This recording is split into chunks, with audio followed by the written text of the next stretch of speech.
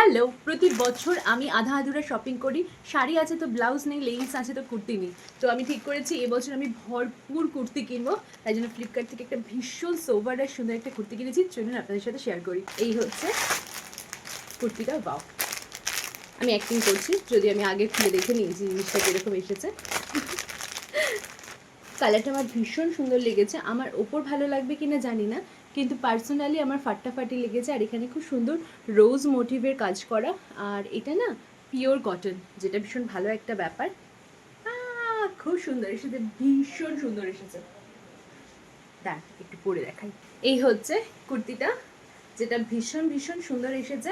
শুধু জাস্ট এই জায়গাটা মারতে হবে একটুখানি, আর হাতটা ঠিকই আছে মনে হচ্ছে। কিন্তু সব থেকে বেশি এটা ভালো লেগেছে সেটা হচ্ছে এটার কোয়ালিটিটা। মেটেরিয়ালটা পিওর কটনের উপর এসেছে। এটা দাম নিয়েছি 450 টাকা, আর আমি সাইজ নিয়েছি এল।